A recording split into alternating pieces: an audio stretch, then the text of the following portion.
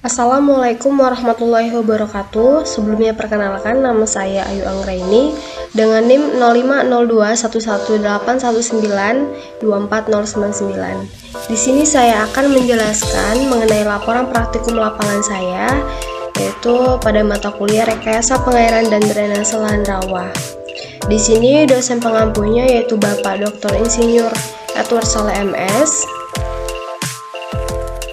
Pada praktikum lapangan mata kuliah Rekayasa Pengairan dan Drainase Lahan Rawa yang telah dilaksanakan pada hari Sabtu tanggal 13 November 2021 bertempat di Simpang Pelabuhan Dalam, Kecamatan Pemulutan, Kabupaten Ogan Ilir, Sumatera Selatan. Pada praktikum lapangan ini kami meninjau 5 lokasi. Untuk lokasi pertama itu mengkaji mengenai lahan rawa lebak seperti gambar ini.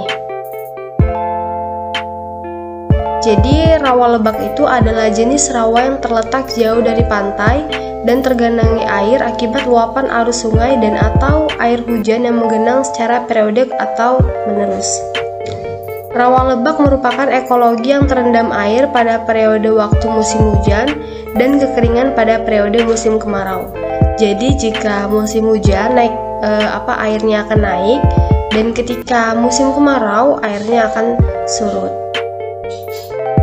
Nah, pada gambar yang saya ambil itu terdapat sawah lebak yang termasuk lebak tengahan dan lebak dalam.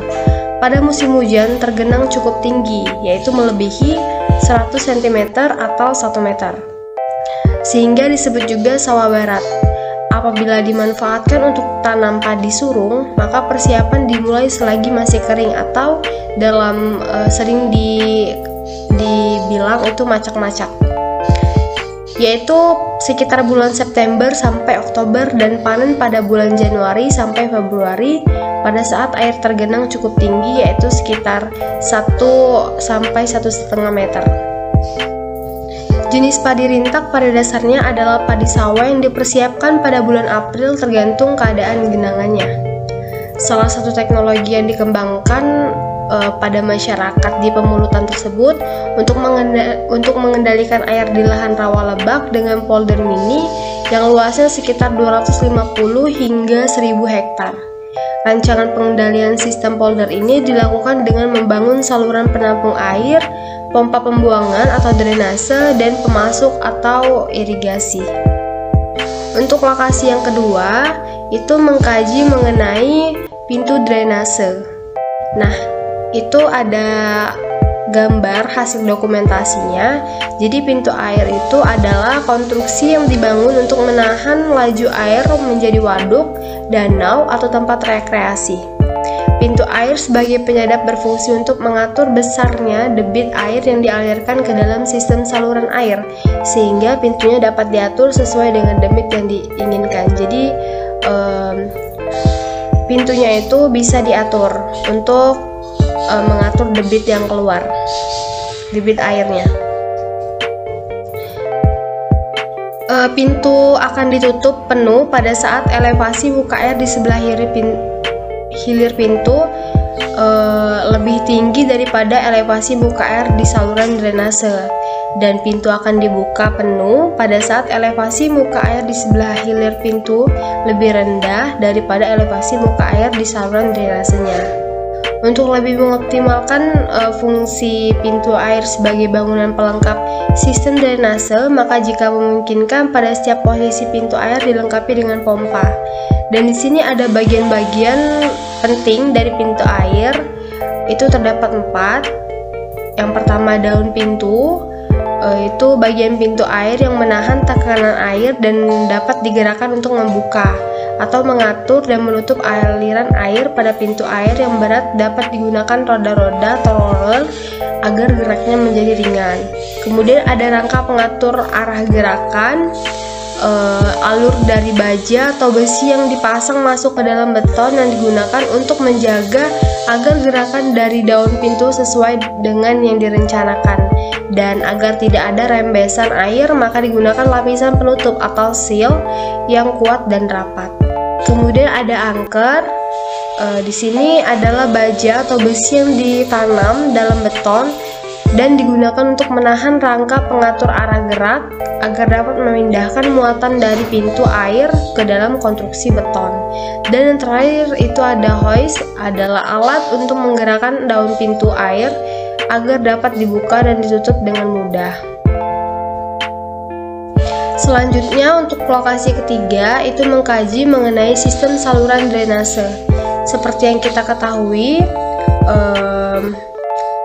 saluran drainase itu merupakan salah satu bangunan pelengkap pada ruas jalan berfungsi untuk mengalirkan air yang dapat mengganggu pengguna jalan sehingga badan jalan tetap kering.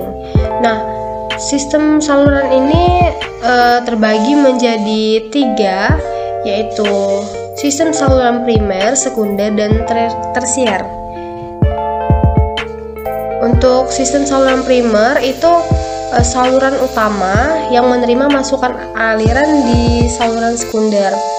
Kemudian ada saluran sekunder, itu saluran terbuka atau tertutup yang berfungsi menerima aliran air dari saluran tersier dan limpasan air dari permukaan sekitarnya, kemudian meneruskannya ke saluran primer. Dan yang terakhir itu ada sistem saluran tersier, itu yang menerima air dari saluran drainase lokal. Dan di sini ada ketentuan umum untuk desain drainase tersier agar dapat menghindari kerusakan bahu jalan akibat genangan dan erosi. Harus memperhatikan hal-hal sebagai berikut. Di sini ada 3. Untuk pemeliharaan yang harus dilakukan adalah penimbunan dan pemadatan timbunan pada bangunan tersier, penambahan cerucuk gelam pada sayap bangunan tersier untuk menahan benturan langsung pada bagian sayap dan memperkokoh bangunan tersier. Selanjutnya di sini ada lokasi keempat, yaitu mengkaji mengenai pintu air utama. Pintu air merupakan bangunan memotong tanggul sungai yang berfungsi sebagai pengatur aliran air untuk pembangunan drainase, penyadapan, dan juga pengatur lalu lintas air. Itu fungsi dari pintu air. Ditinjau dari konstruksinya, secara garis besar, pintu air dapat dibedakan dalam 2 tipe, yaitu pintu air saluran terbuka dan pintu air saluran tertutup.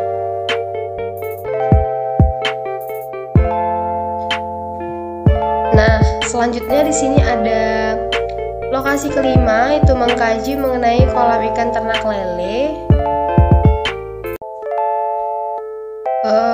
Sebenarnya ada beberapa tipe untuk kolam yang bisa digunakan untuk tempat budidaya ikan lele, dan setiap tipe kolam itu memiliki keunggulan dan kelemahannya masing-masing tentunya. Bila ditinjau dari segi usaha budidaya, untuk memutuskan kolam apa yang cocok, harap pertimbangkan kondisi lingkungan, ketersediaan tenaga kerja, dan sumber dananya yang ada. Tipe-tipe kolam yang umum digunakan dalam budidaya ikan lele adalah kolam tanah, kolam semen, kolam terpal, jaringan apung, dan keramba. Namun dalam artikel ini kita akan membahas kolam tanah, mengingat jenis kolam ini paling banyak digunakan pada para peternak ikan lele. Mungkin itu saja dulu yang dapat saya sampaikan mengenai laporan praktikum lapangan rekayasa pengairan drainase lahan rawa yang telah kami lakukan minggu lalu. Apabila terdapat kesalahan, saya mohon maaf, kepada Allah saya mohon ampun. Semoga dari praktikum lapangan ini dapat menebar kebermanfaatan baik dari kami dan juga yang menonton video dari saya. Saya akhiri, wassalamualaikum warahmatullahi wabarakatuh.